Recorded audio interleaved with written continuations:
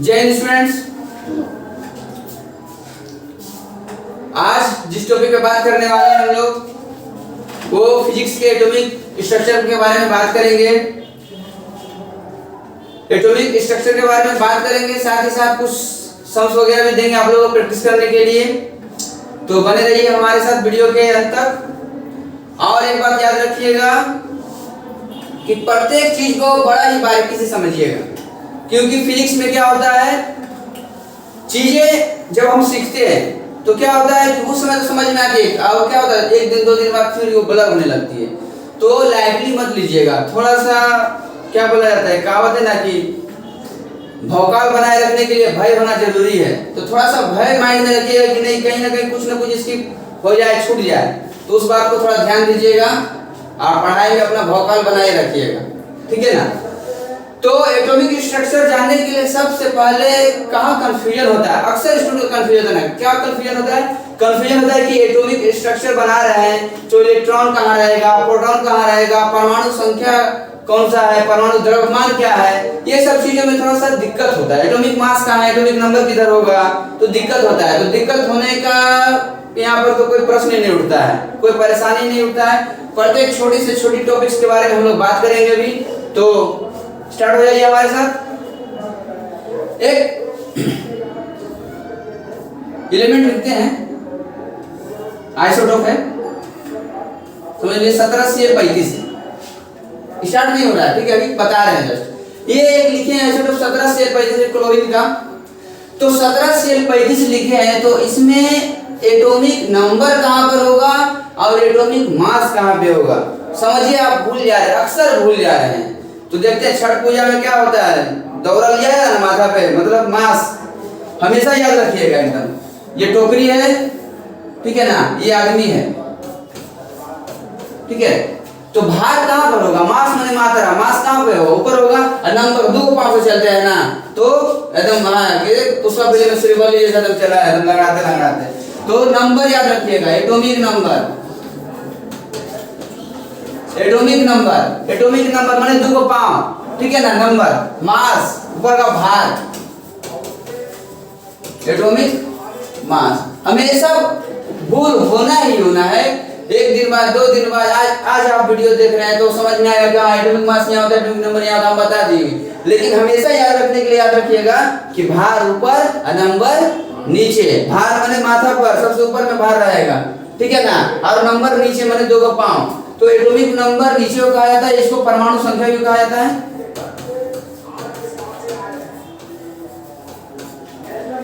परमाणु द्रव्यमान,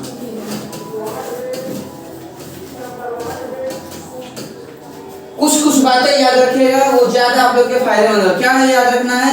याद रखना है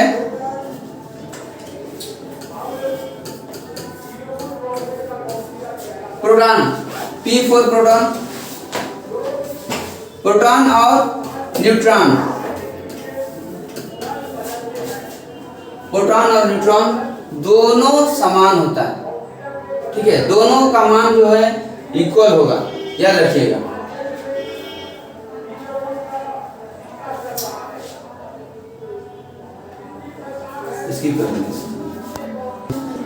प्रोटॉन की संख्या और इलेक्ट्रॉन की संख्या,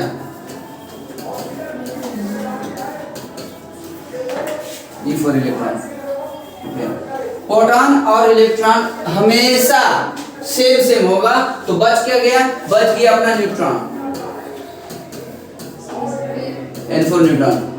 ये अलग होता है, ये अलग होता है। अभी समझ में आएगा जब हम लोग एटॉमिक स्ट्रक्चर का मॉडल जब बनाएंगे, वैल्यू निकालेंगे तो सब चीजें समझ में आएगा। जानने वाली बात क्या है, एटॉमिक मास ऊपर, एटॉमिक नंबर नीचे। और क्या जानने वाली बात है, प्रोटॉन और इलेक्ट्रॉन का जो वैल्यू होता है वो सेम होता है, और न्यूट्रॉन जो है वो अपना अलग होता है। और एक जानने वाली बात क्या है, प्रोटॉन और न्यूट्रॉन, ये जो P और N जो है वो केंद्र में रहता है, न्यूक्लियस में रहता है, परमाणु का केंद्र में, ये केंद्र में रहता है, ठीक है ना, केंद्र में रहता है। और बाहर में चक्कर कौन लगाता है, बाहर में जो चक्कर लगाता है वो लगाता है इलेक्ट्रॉन लगाता है, हमेशा याद रखेगा। अच्छा, चार्ज के बारे में बात करेंगे, मास के बारे में बात करेंगे, ठीक है ना। मास का तो पता है दोनों का सेम होता है। चार्ज के बारे में यदि समझ ले, चार्ज में कौन सा चार्ज इस पर रहता है, तो प्रोटॉन पर तो रहता है पॉजिटिव चार्ज रहता है, इलेक्ट्रॉन पे नेगेटिव चार्ज रहता है, और न्यूट्रॉन कोई चार्ज नहीं है, आवेश रहित होता है ये, ठीक है ना। इसको लिख सकते हैं आवेश रहित होता है, आवेश रहित, ठीक है। अब देखेंगे हम लोग, जैसे कि आप लोग को बताया गया था, रिवाइज कर ले रहे थोड़ा सा। इलेक्ट्रॉन है तो इलेक्ट्रॉन का मात्रा क्या है, मास क्या है, पार्टिकल का मास क्या है, दिया हुआ है 9.1091 × 10⁻28 ग्राम में है। ये प्रोटॉन और न्यूट्रॉन को एक साथ रखा गया क्योंकि ये दोनों सेम होते हैं। तो देखिए इसका मास 1.675 × 10⁻24 ग्राम है, तो इसका भी मास, न्यूट्रॉन का भी मास उतना ही है।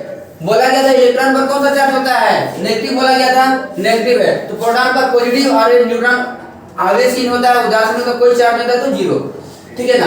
बताया गया था इलेक्ट्रॉन बाहरी कक्ष में घूमता है, केंद्रक के बाहरी कक्ष में घूमता है, तो बाहर प्रोटॉन और न्यूट्रॉन का होता है, केंद्र में होता है, तो केंद्र दिया गया है इसका, ठीक है।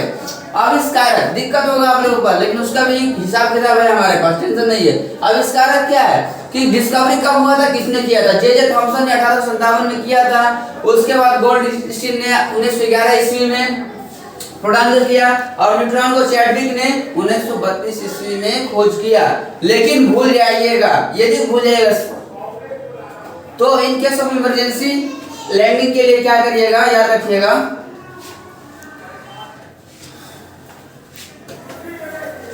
ईटा पर नाचे, ईटा पर नाचे। देखिए बच्चों लोग खेला वाला देखा था, तो रस्सी पर थरिया बाल्टी लेकर के अलग अलग कर्तव्य दिखाता है। तो अब बोल दिया गया आपको कि ईटा पर नाच के दिखाइए, तो चैलेंज एकदम। तो ई से क्या होता है, ई से होता है इलेक्ट्रॉन, ट से थॉमसन, याद रखिएगा, ट और था तो एक ही में आता है ना, टीएच से था, टीए से ट, तो थॉमसन याद रखिएगा। पी से प्रोटॉन, और प्रोटॉन का रदरफोर्ड भी लिखेगा, गोल्डस्टीन तो है, रदरफोर्ड भी है उसका, ठीक है ना, याद रखिएगा।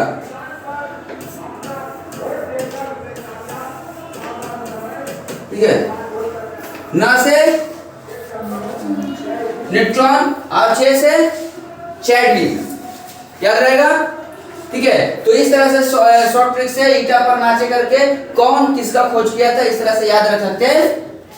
अब देखते हैं कि कितना कक्ष होता है, कितना इलेक्ट्रॉन घूम सकता है बाहरी कक्ष में, सारे अभी इस थोड़ा देर बाद हम लोग डिस्कशन कर रहे हैं उसका, ठीक है। आप लोग ईटा पर नाचे ये कॉन्सेप्ट लेकर के आप याद कर सकते हैं। अब यहाँ पर कंफ्यूजन होगा कि गोल्डस्टीन लिखा है तो फिर रदरफोर्ड को इस तरह इसलिए भी लिया गया था ना कि रदरफोर्ड ही जो है ये प्रोटॉन का नामकरण किए थे, इसीलिए इनको भी शामिल किया जाता है। आप गोल्डस्टीन भी लिख सकते हैं, रदरफोर्ड भी लिख सकते हैं, ये भूल जाए तो। गोल्डस्टीन क्या किए थे कि ये पॉजिटिव आयन लेकर के कांच के नली में प्रयोग किए थे, तो ये पाए थे प्रोटॉन है, लेकिन नामकरण रदरफोर्ड ने किया था, तो इसलिए इनको भी श्रेय दिया जाता है, ठीक है। तो ये तो अलग विषय है, ये अलग विषय, क्योंकि हमारा टॉपिक तो एटॉमिक स्ट्रक्चर है। तो ये थोड़ा सा रिकैप हो गया, जिस एलिमेंट के बारे में पढ़ रहे हैं तो थोड़ा सा एक जानकारी हो गया है। ब्रॉड जानकारी तो अलग अलग वीडियो में आप लोगों को मिल जाएगा, लेकिन अब ये याद रखिएगा। और अब आते हैं हम लोग अपने मेन पॉइंट पर, एटॉमिक स्ट्रक्चर पर आते हैं। एटॉमिक स्ट्रक्चर में सबसे पहले जो ज्यादा जरूरी होता है वो सेल को लेकर होता है, तो हम लोग सेल के बारे में भी बात करेंगे।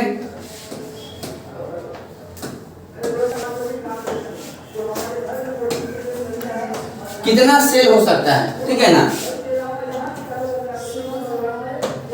सबसे पहले के मतलब एटॉमिक स्ट्रक्चर बनाएंगे तो इलेक्ट्रॉन घूमेगा, कहाँ घूमेगा, वो अंडाकार मार्ग में घूमेगा, गोलाकार पथ में घूमेगा, तो घूमने के लिए उसको जगह तो चाहिए, कक्ष तो चाहिए।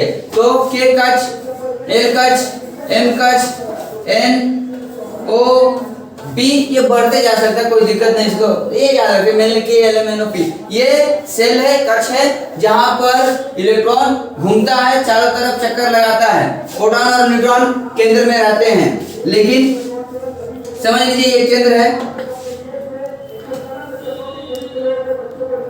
जहाँ पर प्रोटॉन और न्यूट्रॉन रहेगा। और ये अब जितना ही बनाएंगे बाहर में वहाँ वो सब क्या KLMNO जो कश का नाम दिया जाता है वो सब रहेगा।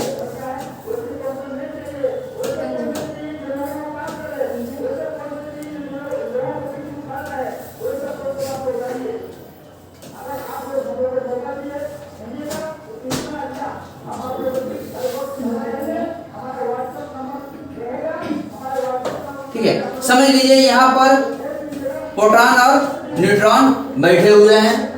हाँ, बैठा हुआ है भगवान, समझे भगवान यहाँ पर बैठे हुए और चारों तरफ जनता जनार्दन अभी चक्कर लगाएंगे। इलेक्ट्रॉन अब ये समझ लीजिए ये K कक्ष हो गया, ये L कक्ष हो गया, ये M हो गया, ये N हो गया, ये O हो गया, उसके बाद P हो जाएगा। इस तरह सारा सेल का निर्माण हो गया। लेकिन कौन सेल में कितना इलेक्ट्रॉन जाएगा कैसे याद रखेगा? तो उसके लिए एक वरदान मिला है। क्या वरदान मिला है? 2n² का वरदान मिला है। इस वरदान के द्वारा क्या है कि n माने number of cell. n means that means क्या? इसका मतलब हम लोग क्या समझते हैं? नंबर ऑफ सेल, ठीक है, कक्षों की संख्या। ठीक है, समझिए पहला सेल है, तो पहला सेल है तो 1 का स्क्वायर कर देंगे कितना? 1 का स्क्वायर कितना होता है? 1 होता है। और 1 से 2 मल्टीप्लाई कर देंगे तो मतलब पहला केस में क्या होगा? इलेक्ट्रॉन 2 ऐसे से 2 घूमेगा। ठीक है, अच्छा उसके बाद ये समझ लीजिए ये क्या होता है ना, कभी कभी आज का बात नहीं है, भूल जाने का बात है ना कि चीजों को भूल जाए तो उसको रिकवरी कैसे करें। ठीक है ना, तो रिकवरी करने के लिए सारी सुविधाएं दी जा रही है कि 2 अब समझ लीजिए हम दूसरा भूल गए कि दूसरा कक्ष में क्या हुआ सर, क्या बताए थे। तो याद रखो, याद आया था 2n² का फॉर्मूला लगाना। तो 2n² का पहला कक्ष में तो हो गया, तो 2 हो जाता, लेकिन दूसरा कक्ष, ये पहला कक्ष है, ये कितना दूसरा कक्ष, ये तीसरा, ये चौथा, ये 5 और ये छठा।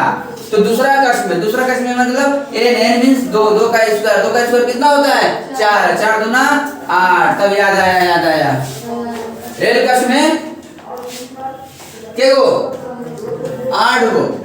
ठीक है ना, K कक्ष में के गो 2 गो। ठीक है, याद रखिएगा। तो कोई आपसे पूछेगा बता दो K कक्ष में के गो इलेक्ट्रॉन चक्कर लगाता है? याद है हमको 2 गो, सर बताए थे 2n² का फॉर्मूला से। ठीक है, 2n²। अब 2 समझिए तीसरा कक्ष क्या है? m है, तो m है तो m तीसरा कक्ष है तो 3 का स्क्वायर, 3 का स्क्वायर 9 9 दूना 18, मतलब इस तरह। ठीक है,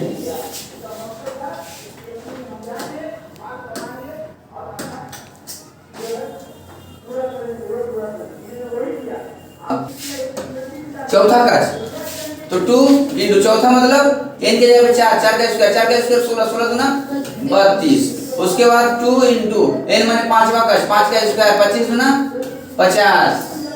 ठीक है ना, तो चौथा कक्ष में 32 2 8 18 32 और इतना दूर तक पहुंचा नहीं जाता, एटलीस्ट यहीं तक सारा काम खत्म हो जाता है। ठीक है ना, तो इस तरह आप याद रख सकते हैं 2n² के फॉर्मूला के द्वारा आप लोग याद रख सकते हैं कि कौन सा कक्ष में कितना इलेक्ट्रॉन आएगा, कितना चक्कर लगाएगा। याद रखेगा K कक्ष बोलता है कि भाई देख हम 2 इलेक्ट्रॉन लेंगे, ज्यादा लेने की क्षमता अपने पास आवी यार पारगो ना, साफ बोल देता है। L कक्ष बोलता है हम तो 8 गो ले सकते हैं, क्यों 8 गो इलेक्ट्रॉन ले सकता है, लेकिन ज्यादा ही भी नहीं ले सकता है। बोला पेट में भूख नहीं है 8 गो ठीक है। ठीक है, लेकिन M कक्ष बोलता है इस सब का कोई वैल्यू है, वो इसका कोई वैल्यू नहीं है, हम देखो 18 गो इलेक्ट्रॉन लेते हैं तो ये 18 गो ले सकता है, लेकिन बोलेगा 20 को लीजिएगा, ना हमारा से क्षमता नहीं है। ठीक है, तो ये 18 को N 32 को ले सकता है, कम ले सकता है लेकिन ज्यादा नहीं ले सकता है। वो कक्ष 50 गो इलेक्ट्रॉन इसके चारों तरफ घूम सकते वो कक्ष में, लेकिन कम घूम सकते लेकिन ज्यादा नहीं घूम सकते। कभी आप दुकानदार को दूर का ज्यादा दे सकते नहीं, कभी आप 5 रुपए कम लीजिए ना, तो कम वाला सिस्टम अप्लाई होता है लेकिन ज्यादा वाला सिस्टम अप्लाई नहीं होगा। 2 गो से 2 गो ही, 8 गो से 8 गो ही, सब एकदम ठीक है, कम ले लेंगे लेकिन ज्यादा नहीं लेंगे। ठीक है, ये याद रखिएगा, नोट कर लीजिए। ठीक है ना, अब हम लोग एटॉमिक स्ट्रक्चर के फाइनल पड़ाव पर अब बनाने जा रहे हैं हम लोग, ठीक है, तो गौर से देखिएगा। एटॉमिक स्ट्रक्चर हम लोग रेडी करेंगे, बनाएंगे। बनाने के लिए समझिए आपको दिया गया है एक O16 माने ऑक्सीजन का दिया गया है, ये आइसोटोप है, ऑक्सीजन का आइसोटोप। अब जैसा कि बोला गया था, बताया गया था आप लोगों को कि नीचे वाला को बोला जाता है एटॉमिक नंबर और ऊपर वाला को बोला जाता है एटॉमिक मास। अब एटॉमिक मास जो होता है ना, एटॉमिक मास होता है ना, एटॉमिक मास बराबर ही प्रोटॉन होता है और बराबर ही इलेक्ट्रॉन होता है, ठीक है। एटॉमिक मास जितना रहता है उतना ही प्रोटॉन होता है, उतना ही इलेक्ट्रॉन होता है। तो बच गया न्यूट्रॉन, और हम लोग न्यूट्रॉन को ही निकालते हैं लेकिन एटॉमिक स्ट्रक्चर बनाते हैं। क्या? इलेक्ट्रॉन का एटॉमिक स्ट्रक्चर होगा, ठीक है ना, लेकिन निकालेंगे हम लोग न्यूट्रॉन को निकालेंगे, ठीक है। तो याद रखिएगा एटॉमिक मास, प्रोटॉन और इलेक्ट्रॉन ये तीनों बराबर होता है। तो मास कितना है 16, तो P माने प्रोटॉन कितना हो गया 16, E माने इलेक्ट्रॉन कितना हो गया 16। अब N माने न्यूट्रॉन अब निकाल लेंगे। न्यूट्रॉन निकालने के लिए क्या होता है atomic mass minus atomic number. Atomic mass कितना था 16 था और एटॉमिक नंबर कितना था 8 था, घटा लेंगे तो कितना आ गया 8। कभी कभी दिया जाता है, बोलता है कि इस आइसोटोप में ऑक्सीजन के इस आइसोटोप में एटॉमिक मास दे दिया गया है, एटॉमिक नंबर भी दिया गया है, प्रोटॉन का संख्या बताइए। तो प्रोटॉन आप इस तरह माइनस करके निकाल सकते हैं। और अब इसी का माने इसका इलेक्ट्रॉन का, ठीक है ना, क्योंकि इलेक्ट्रॉन ही ना घूमेगा चारों कक्ष में, चारों तरफ घूमेगा, तो इसका अब निकालेंगे हम लोग, कॉन्फ़िगरेशन करेंगे।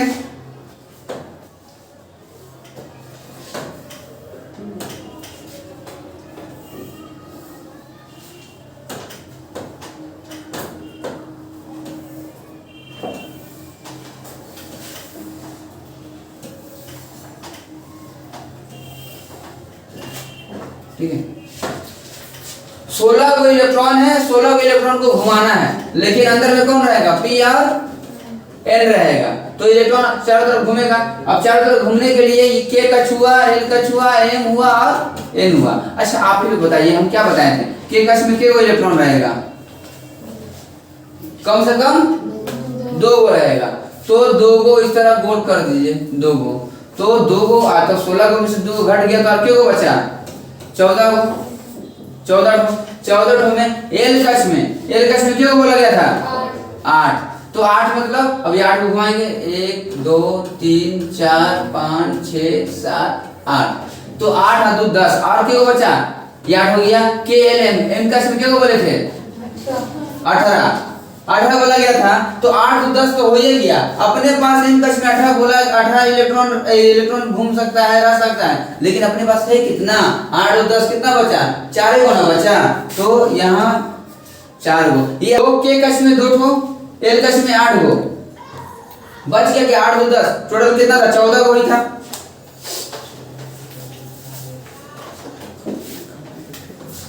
इलेक्ट्रॉन था अपने पास, तो 16 इलेक्ट्रॉन में 2 और 8 10 गो तो हो गया, आगे को बचा 6 गो बचा। एम कक्ष क्यों बोलता है कि 18 को इलेक्ट्रॉन हमको दीजिए, एम कक्ष बोलता है 18 को इलेक्ट्रॉन दीजिए, ज्यादा नहीं लेंगे कम ले लेंगे, तो कम मतलब कितना कम बचा 6 ठो बचा, तो एम कक्ष में 6 हो जाएगा 1 2 3 4 5 6। तो इस तरह देखिए आप लोग जोड़िए 2 और 8 2 8 10 और 6 16 इलेक्ट्रॉन इस तरह के एल एम कक्ष में मिलकर के घूम रहा है, ठीक है ना। एक दे रहे हैं आप लोग को बनाने के लिए, आप लोग बनाइए 8017 मतलब 8 O है, 0 नहीं 8 O ऑक्सीजन के आइसोटोप है जिसमें 8 एटॉमिक नंबर और 17 एटॉमिक मास दिया गया। अब इस संरचना को लेकर के सारा जिस तरह हम लोग बताए हैं, जिस तरह एटॉमिक स्ट्रक्चर किए हैं उस तरह आप लोग भी करिएगा तभी चीजें क्लियर होंगी, ठीक है। 17Cl35 क्लोरीन का 17 एटॉमिक नंबर और 35 एटॉमिक मास का एटॉमिक स्ट्रक्चर अभी हम लोग रेडी करेंगे।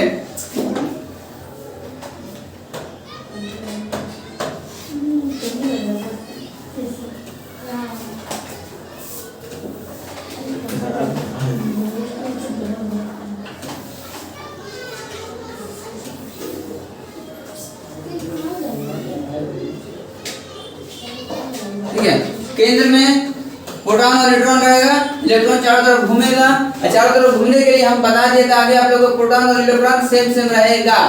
तो प्रोटॉन मतलब एटॉमिक मास की तुलना में ही 35 प्रोटॉन तो 35 इलेक्ट्रॉन, और न्यूट्रॉन को क्या करेंगे हम लोग 35 माइनस 17 घटा देंगे, आ जाएगा 18। लेकिन कभी भी भूल मत करिएगा, इस 18 का इलेक्ट्रॉनिक कॉन्फ़िगरेशन से, इलेक्ट्रॉनिक विन्यास से, एटॉमिक स्ट्रक्चर से कोई मतलब नहीं है। ठीक है ना, ये 18 इलेक्ट्रॉन ये नहीं है, ये न्यूट्रॉन है, ये चारों तरफ नहीं घूमेगा। घूमेगा कौन? ये पोर्शन ही घूमेगा 35 को अभी बांट ले रहे। के कश क्या बोलता है? के कश बोलता है हमको भाई 2 को चाहिए, एल कश बोलता है हमको 8 को चाहिए, एम कश बोलता है हमको 18 को चाहिए। तो 18 2 20, तो 28 को ऐसे ही हो गया। तो अपने पास के को है 35 को बचा 7 को KLMN, बाकी जो बच जाएगा इसमें आ जाएगा। ठीक है,